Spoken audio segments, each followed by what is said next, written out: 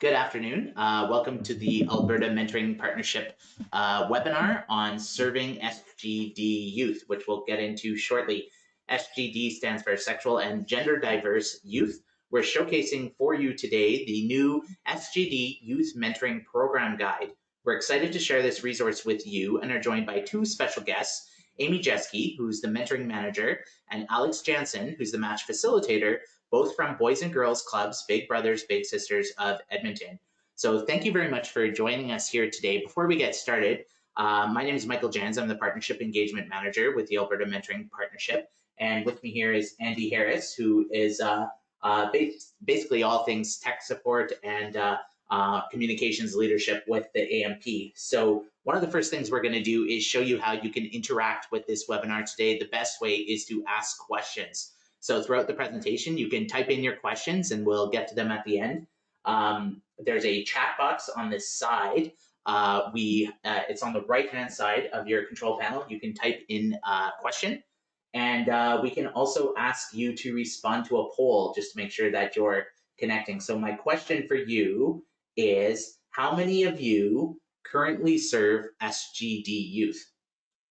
So we can put that into a poll, and no, I'm seeing that we actually can't. So how about this? I'm going to ask you to say hello in the chat box just to make sure that you can hear me loud and clear. And this is coming through before we start the presentation. So I see a number of you are tuning in. That's excellent. Thank you so much. So we'll get started. Once again, all of our webinars are available. We post them to our YouTube channel, albertamentors.ca. Click on the little YouTube link and we'll take you there. As well, we record the audio for our podcast. So for those of you who wish to view the meeting after the fact with staff meeting or use it as training for new volunteers or new staff members, absolutely all of this is available. If there's a way that we can help you with your mentoring e-learning needs, please do reach out to us at any time, mentor.support@albertamentors.ca. So with all that said, I think we're going to jump into the webinar here today. So let's talk about the Youth Mentoring Program Guide. There's a growing awareness that sexual and gender diverse in-person mentoring relationships can serve an essential role for SGD youth. As they would be well positioned to offer ongoing support to the needs of youth as they navigate these phases of exploring, accepting, and sharing their identity with others. Given that SGD youth face unique challenges, and there is a strong belief that mentors can help them positively navigate these challenges, many organizations have started taking an interest in developing new programs or improving existing programming to address the unique needs of SGD youth. This guide was created by BGCBigs, Boys and Girls Clubs, Big Brothers, Big Sisters of Edmonton, as a resource for the Alberta Mentoring Partnership. However, the guide can be a reference for youth and community organizations in Alberta and Canada who are interested in this work. This guide contains recommendations and best practices for working with SGD youth and highlights program design considerations. The program design elements in this manual could be tailored for use in existing mentorship programs that wish to serve SGD youth more effectively, or they could provide the basis for a standalone mentorship program principally focused on SGD youth and mentors. I've heard from some of you that you operate small programs, that you don't have the capacity to specialize too closely, and I would say that this guide is still valuable for you because it has advice and support and considerations that you can think about in terms of better serving all of the youth of the program. I think an inclusive mentoring program is good for everybody, whether you consider yourself part of a specialized population or not. So great thanks on all of this work to the Pride Center of Edmonton, all of our partners who pulled this together, the BGCBigs SGD Working Group, our partners in Calgary, Winnipeg, and of course at Mentor in the United States. So welcome to Amy and Alex. Thank you both for joining us here today. And I would love to hear from you as we get started. Tell us about your background and why mentoring. Hi, Michael. Thanks for having us. I'm Amy, and I'm the mentoring manager here at the agency, and I oversee the community-based one-to-one team. So that's supporting the traditional Big Brother, Big Sister matches, our Youth and Care program, and the Circle, all under that umbrella. So when we ran the queer mentoring program here in Edmonton, I also was a part of that. Hi, my name is Alex Jansen. I've been with the agency for 2.5 years, supporting matches in the community-based program, the youth development program, and also the career mentoring program. I provide match monitoring and support to open matches. I was also a big sister myself, and therefore I can speak on the benefits of mentoring from a staff member agency perspective and also a past volunteer within the agency as well. Awesome. So in particular, why is sexual and gender diverse mentoring important? So I've worked with matches in the past on frontline and also now as the manager of the team, seeing how mentoring can change the trajectory of a child's life and open the doors that their family didn't know was possible. Through this work, we've seen how valuable this can be to the youth in the program that need an accepting adult that they either identify with or can relate to them and support them in that unique way. Alex, do you have anything else to fill in there? Yeah, I mean, mentoring is in general is just that added extra bonus of support for any individual, specifically speaking in our agency for our kids and youth.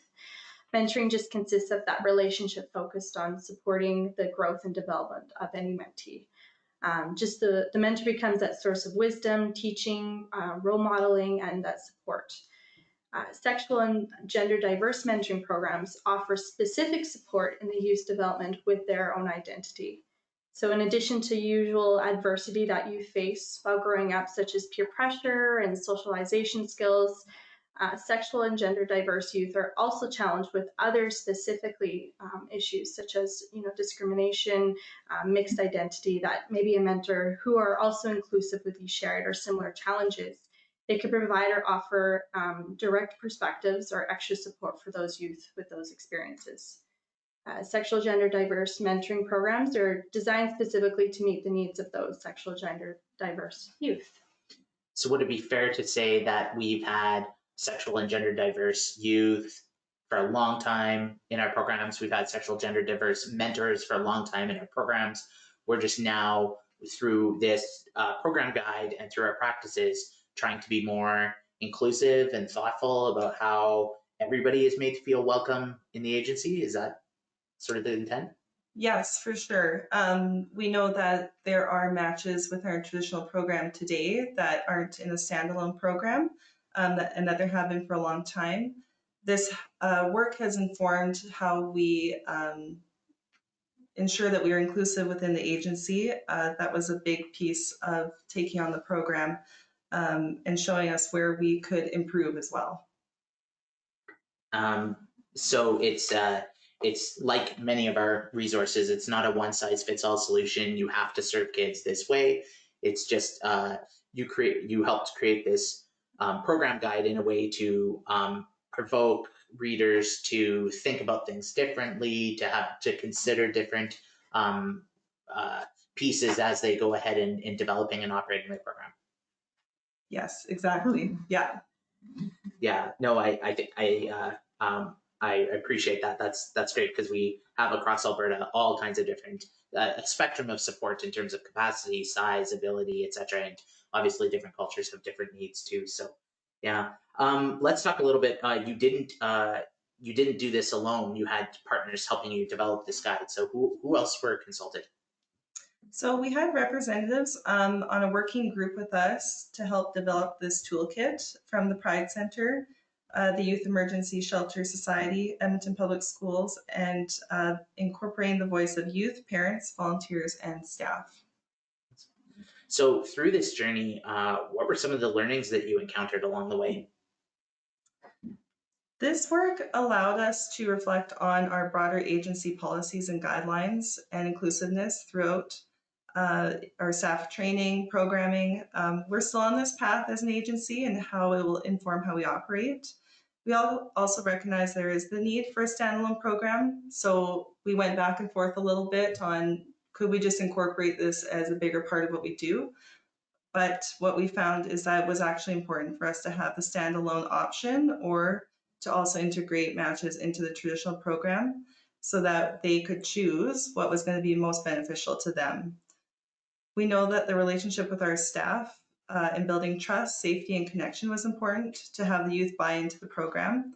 One of our greatest learnings was that it became a challenge to find the youth to participate in the standalone program. Interesting. As many, are not actually out publicly or maybe not in all areas of their lives. So we had to work case by case when working with these youth and the parental permission piece in the client enrollment process. If they're not out to their family or maybe they come from a home that's not accepting, there's quite a range of potential scenarios around that. So we learned that you have to approach each youth as very unique in their own unique situation. Yeah. So would the youth typically to participate in the program, were they self-identifying? Were they nominated? What was the journey like for them to get to you? A little of both. They would have parents that would identify that their child has come out to them, whether that's identifying as a trans youth or gay, and the parent feeling that they needed extra support. So many families were not well versed in the LGBTQ community themselves and wanted an adult that could support their child or the program, support them. So that was a big piece. We had some information from schools that they identified youth that they were working with in the in-school mentoring program as well, which we didn't anticipate off the bat. Mm. Yeah. Yeah. Alex, so from your role in supporting these relationships, would you share with us a story of a mentor or mentee positively impacted? I'd love to hear more about how this actually has come to life. Definitely. So we currently have 7 matches still open within our career mentoring program. So while I could share an ample amount of positive stories from matches who I've been supporting, just to provide with you one of my favorites. So to respect the privacy, I've changed the names of the individuals. So we have mentee Morgan, has been matched to his mentee Taylor for almost a year. Morgan's family applied to the program for Morgan because Morgan was going through the transition from female to male. His family lacked the knowledge about transgender, and therefore they felt they could not provide that extra guidance or support that Morgan needed at the time of his transitioning. So understanding that his family doesn't know everything and that what he's going through, I meant to really help him support him through these challenges. Taylor has been providing Morgan with different support he needs based on where he is at with his transitioning, ensuring that Morgan's readiness is always kind of that center of priorities. Morgan had expressed an interest in wanting to go see and experience a drag show for the first time. He didn't really feel comfortable attending with his family and friends and fear that he might be judged or not be accepted of this. So Morgan and Taylor were at this stage in their match where they both felt pretty open and comfortable with each other, and therefore Morgan shared his desire to see a drag show with Taylor. They did attend their first drag show together about 2 months ago, and they both thoroughly enjoyed it. Taylor shared her experience with taking Morgan to his first drag show. It was really positive and uplifting. She was supported to know that Morgan saw their match as a really safe place for him to experiment with his new identity and also to explore those experiences as being part of the LGBTQ community. Taylor has also been able to experience these things with Morgan in her own different light and perspective as well. Taylor has also introduced some of her friends to Morgan who are part of the LGBTQ community. So Morgan just can learn and know that there are positive connections and friends that he can make within the community who do support individuals just like himself. No, awesome. Well, let's maybe encourage all of the listeners on the webinar today to download a copy of the toolkit and follow along with us, and let's have a bit of a conversation about what is included. So let's take a look at the program guide and open it up here. Andy has included, if you go into the right-hand side panel of the webinar, you're able to download a PDF of the toolkit. If not, you can go on albertamentors.ca and find it there after the fact. We'll pop the link into the conversation box. So you can click it there and download it. As always, we ask you to put in your email so we can survey you after the fact on the utility of the guide, any improvements we need to make, etc. So we will, as we pull, so is the link shared? Awesome. So please open that document and follow along with us. We'll have a bit of conversation about that. So let's jump to the table of contents and see what's included. Awesome. So Amy, would you like to tell us more about this and what's included in the resource? Yeah, for sure. So we open up the document by sharing where a lot of this information was gathered from. So I did mention that we had representatives here working with us on the content, but also there was information gathered from other sources and research out there as well. So that is listed in the introduction.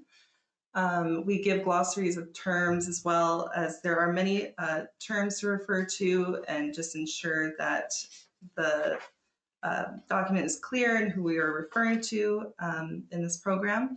I thought that was quite helpful because there was I think it's the next page. There's a link to. I found those terms very helpful because not only for me, I know language is constantly evolving, and different terms that used to be preferred and are now maybe not. And in general, I think that saying about always just ask people how they'd like to be referred to is always true. So for the listeners who are interested, I think this is great for professional development for your staff as well, just to think about and to know where these different terms come from. Yeah, it's a great starting place, and we recognize as time goes on, some of these might change or shift.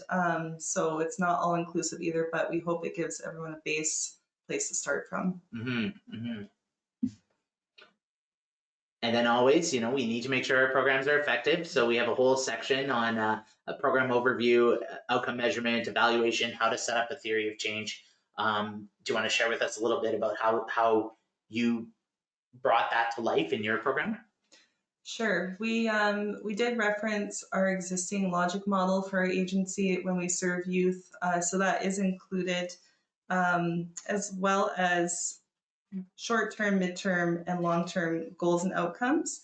So this is tailored to, of course, the SGD population that we're speaking to in this program guide, but it was also drawn from our logic model that we work off within our agency as well.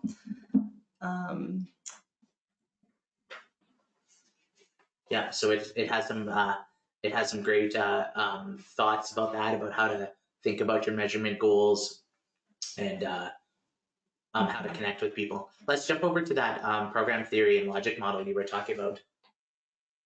So I found this to be really interesting, and I see you had some sort of language populated in there as examples.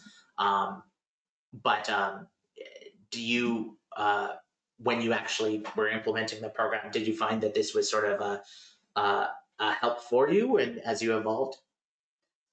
Yes, it outlines the program in a really clear path so that you know what you're looking for in terms of impact and the activities that you'll be partaking in as part of the program, and to guide you through the outputs, the awareness, the impact that outlines, and then your long-term goals. So it also outlines the outcome measures at the end.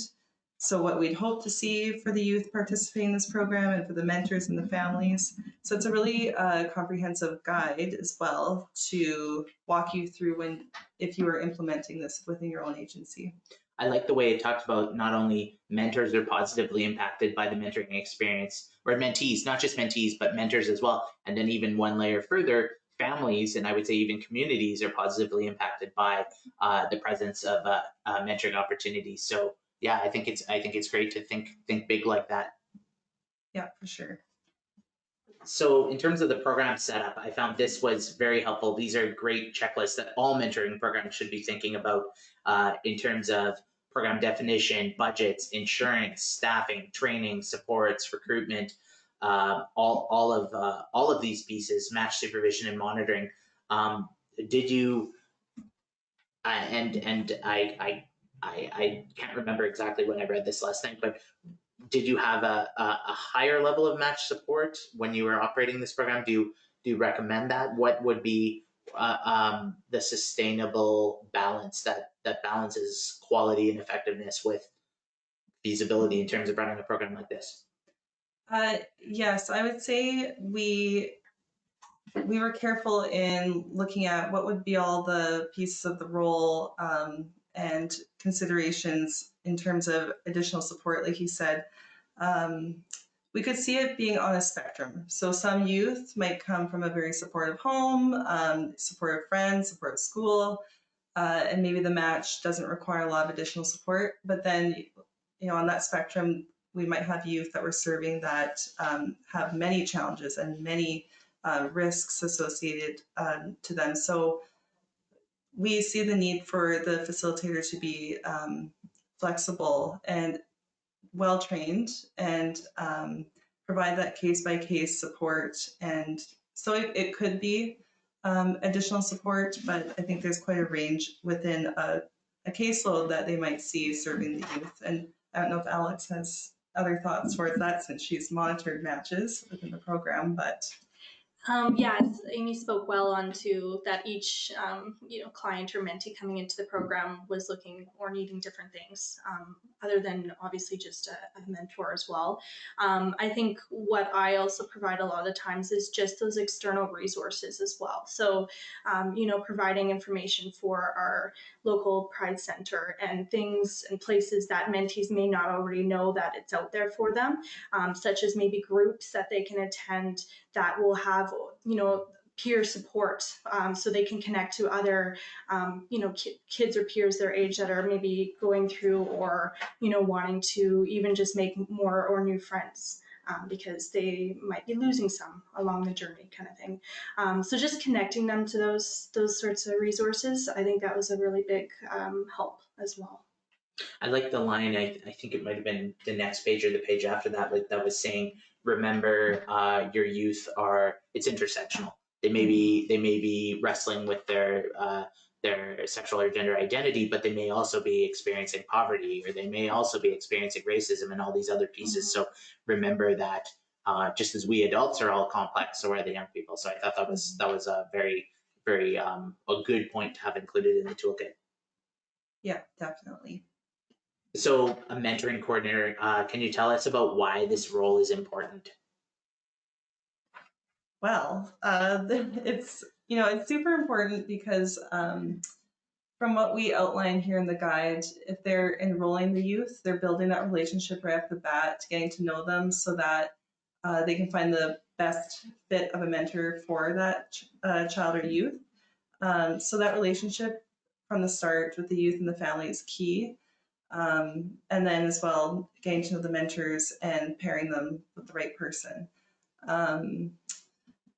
Like Alex spoke to, providing those resources, supports, monitoring those matches is all important to keep them safe and happy and successful in their match relationship, to answer any additional questions, and to keep providing resources as things go along. A 9-year-old youth in this program probably has very different needs than a 16-year-old youth, and based on their experiences and what they're going through. So we follow the same national standards with our agency in terms of monitoring, supporting, and our paperwork. However, we recognize there might be a need for more connecting them to resources in the community, as we are also not the experts in this area. We're not therapists, right? We're not providing all that education ourselves. We want to point them to the right places and the right resources. Yeah, no, for sure.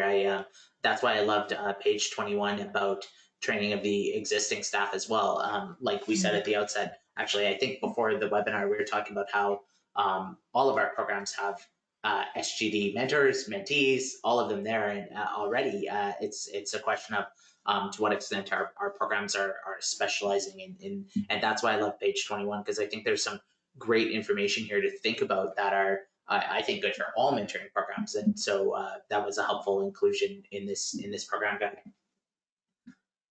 So you mentioned a bit about mentor recruitment and engagement. I noted you in your preamble, you mentioned the challenges in recruiting mentees. How did you look for mentors for this program? Did you sort of try and triage through your existing mentor pool? Were you looking at recruiting through specialized community partners or something else? What would you recommend to newbies starting? So thinking back to when we launched our queer mentoring program in the agency, we had posted online on the website where we were looking for queer mentors, essentially, for the program. And we, through that method, had a lot apply. So, Interesting. yes, and because it was in partnership with the Pride Center, they were also promoting it. The staff were able to, create pamphlets and that sort of thing. But just from identifying on the webpage alone that we had a standalone program, we saw quite a high enrollment of volunteers come through wanting to help. But that was not the case, like I said, for the youth. We quickly realized. And so that took a lot of connecting for engaging youth by that facilitator going out to GSAs or existing groups with the Pride Center, or trying to essentially find them and let them know that we have this program available to them. I think that's a really good point, because if you observed the culture of Alberta in 2019, 2020 compared to 1995, 1996, you would see it's absolutely much more inclusive. GSAs in schools, there's so many more supports that I think some people think, well, it must be easy to be a queer youth today. You can come out safely and have all of these supports all around you everywhere, but that's not the case. And there's still a tremendous amount of anxiety. Yeah, for sure. I would agree with that. Like I said, they might not be out to their family or not out to everybody around them, right? So the level of uniqueness for each of them was, so vast, because they all had very different home circumstances or school situations, or with their identity or where they were at. So it was very, very case by case, where we had to work with them around that, and with the parental permission piece, just assessing each one as it came. Mm-hmm. Right. So being very, very thoughtful about the match. That's for sure.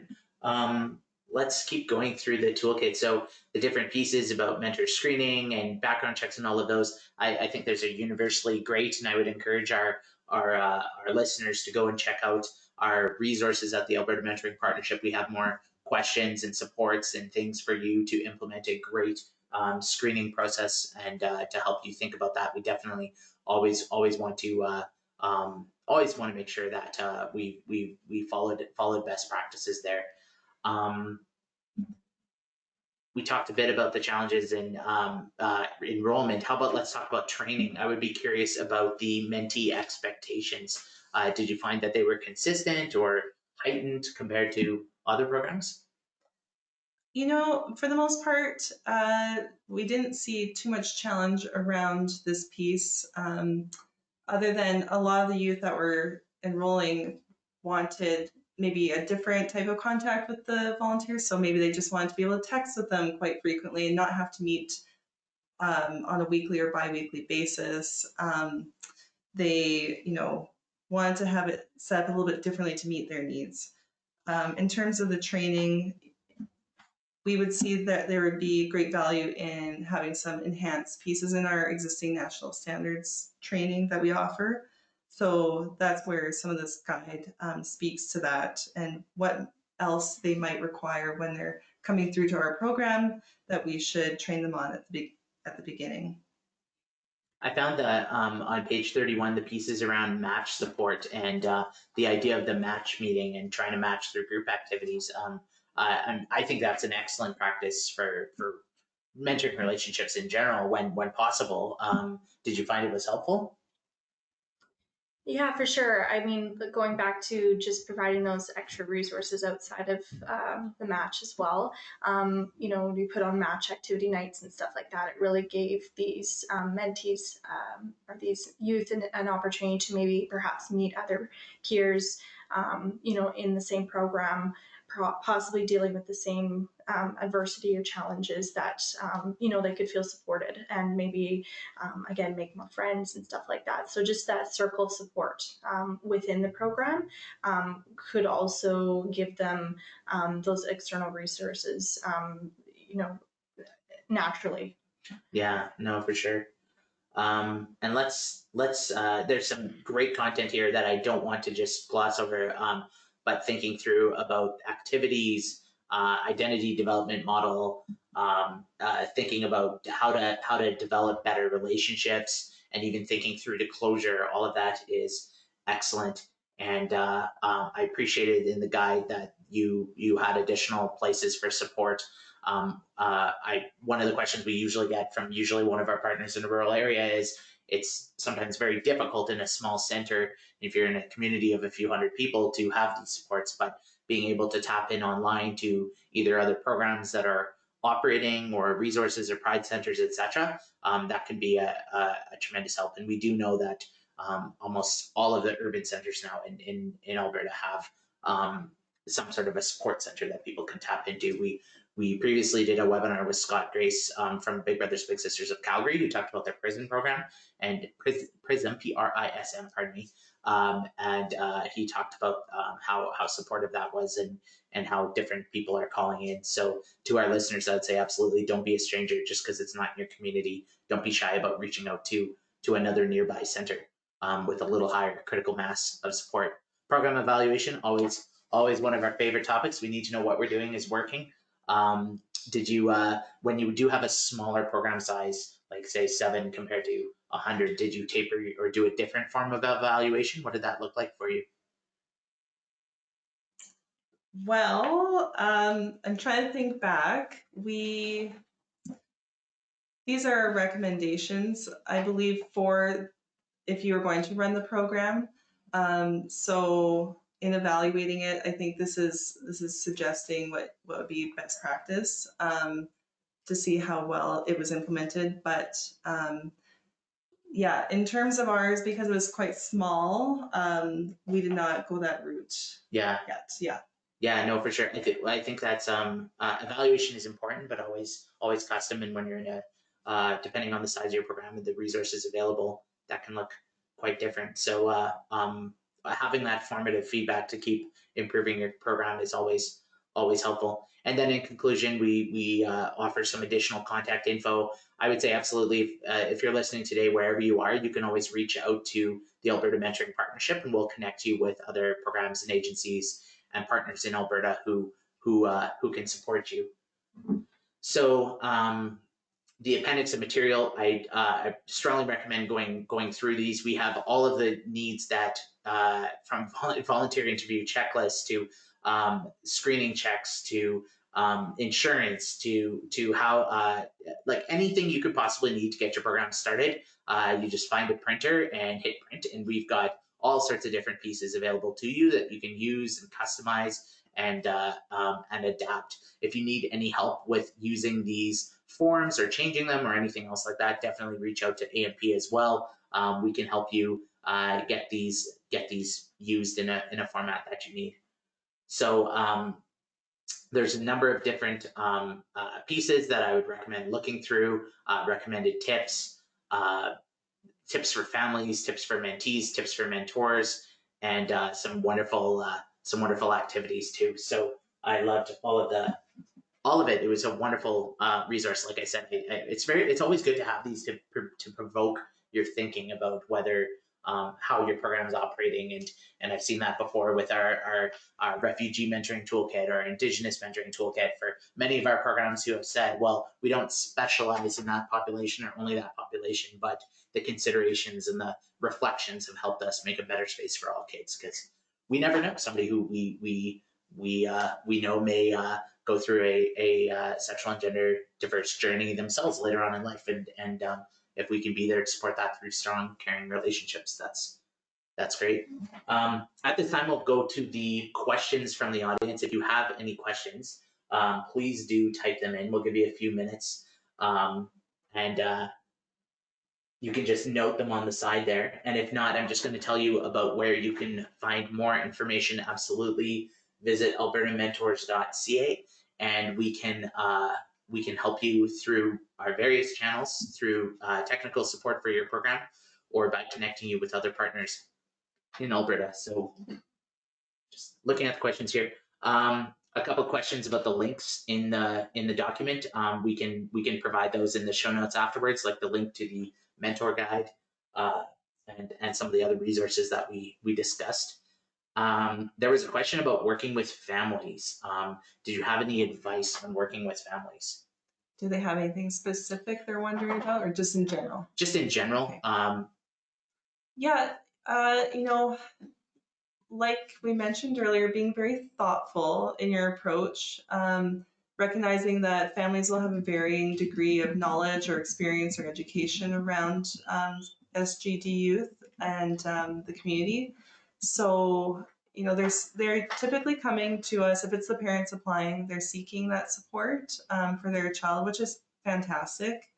And just approaching it, like I said, as a thoughtful lens, because you're not sure exactly where they are at and what they're looking for fully in this program at times.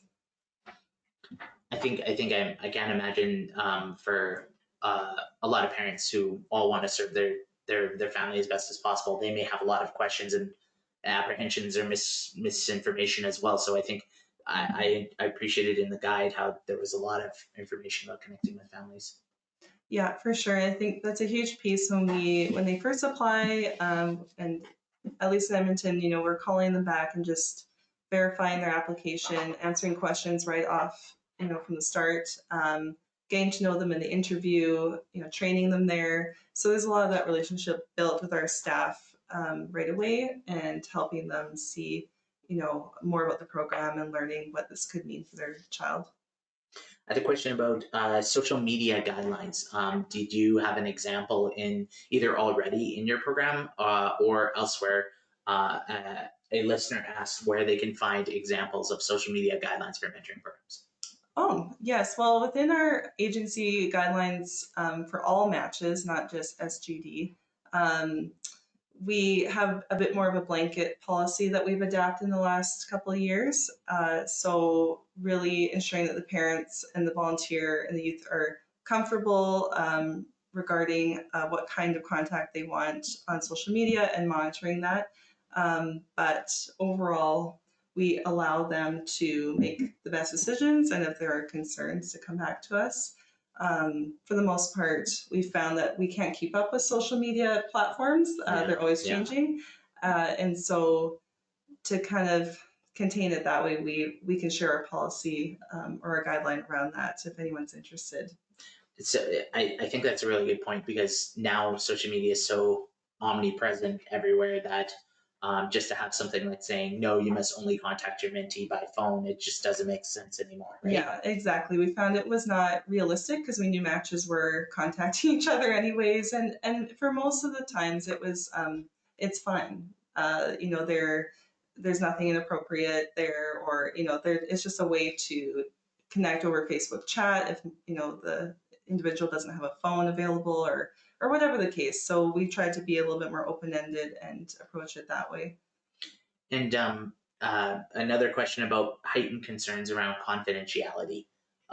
Some of these youth may be out to their mentor, they may be out to the program staff, they may not be out to others. How, when you're working with the mentors and doing training, how do you manage that dynamic? That one has been and still is a big one for us that to be honest, we haven't fully answered. Within our standards, children that are 16 and under 16, we have to have the parental consent to participate in the mentoring program. That changes with our standards for over 16. However, we've just had to approach it very case by case, gather the information that we're able to, and ensure that we're not causing any harm. So yeah, it's a little bit tricky to answer as like a process, but I would say that's been our approach so far. I think there is in the guide, I can't remember what page it is, but there is a section on confidentiality that just thinking about when you're training the mentor and just being mindful of these things and the language we use and how you may be out in public and other people may, you always have to be mindful of confidentiality in these matters. So Yeah, for sure. was there anything else you want to share about the resource or your journey in this work? I think we've been surprised by how wonderful it's been for some of our matches that Alex has overseen. Like she said, she has 7 matches right now, and I think it's been really meaningful for those youth to have a mentor that they connect so on this level with, and in so many other ways. We don't match based on just your SGD lens, right? We're still matching based on their interests, their needs, whatever they're hoping for in the mentor. So it's still so much just about they're just teens and children looking for that positive adult support, and to see it have be so positive for them in this program and with what Alex has seen in those matches has been really special, I think. I think everyone within the match is getting something out of it, and it's not just focus the youth; it's also the mentor. I've heard a lot of feedback and stuff saying that they get to reflect back on their time of when they were going through it, or they've also made a new friend, and then also like we had spoken on the families as well. They also get that extra support for someone to maybe chat with for their child that's going through that. Everyone benefits, and it's a really neat thing to watch and grow and see. Yeah, no, I think